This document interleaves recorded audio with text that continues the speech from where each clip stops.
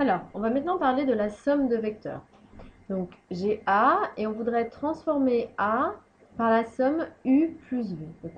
Donc, on voudrait trouver quelle est l'image de A par la somme U plus V. Donc, ça va vouloir dire quoi? Ici, A, on veut le transformer par U et ensuite on voudra le transformer par V. Donc, dans un premier temps, on va transformer A par U. Donc, on se souvient, ça veut dire qu'il faut conserver la même direction. Donc, ici, on trace la parallèle. Et puis ensuite, on reporte la même longueur. Donc, à peu près, on va être quelque part par ici. Ça, c'est mon vecteur U qui est ici.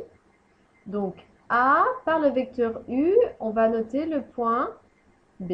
J'ai le droit d'introduire tous les points que je veux. Donc déjà, on fait l'image de A par U. Et ça nous donne le point. Ensuite, est-ce qu'on va repartir de A et qu'on va appliquer V? Ici, eh bien, je pourrais placer mon point V ici.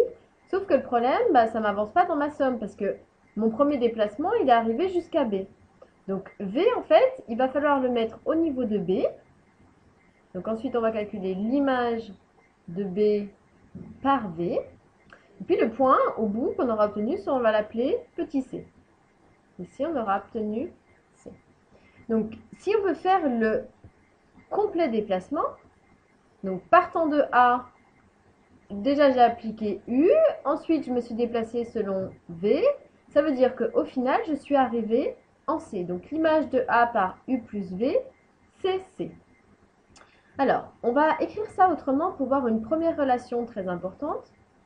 C'est-à-dire qu'au lieu de travailler avec le représentant, on va travailler avec les lettres. C'est-à-dire que si je fais le vecteur A, B, donc ça c'était mon vecteur U, plus le vecteur B, C, ça c'était mon vecteur V. Donc partant de A, je vais de A vers B, ensuite je vais de B vers C. Et bien en fait, partant de A, j'aurais pu directement aller vers C. Donc en fait, U plus V, c'est ce vecteur en rouge qui est ici. Ça c'est le vecteur U plus V. C'est-à-dire qu'au niveau des lettres, c'est le vecteur qui part de A pour aller vers C, c'est le vecteur AC. Donc cette première relation, elle est très importante, ça s'appelle la relation de Schall. Elle dit en fait que ici, quand j'ai mes deux lettres qui sont à ce niveau-là, en fait, elles viennent se simplifier, puisque si je vais de Amiens, Besançon, et ensuite que je vais de Besançon à Caen, je pouvais aller directement de A jusqu'à Caen. Donc ça, c'est la relation de Schall. Attention, si jamais j'avais eu AB plus CB, on voit que le B ici, c'est le point d'arrivée pour les deux. En fait, je ne repars pas du même endroit.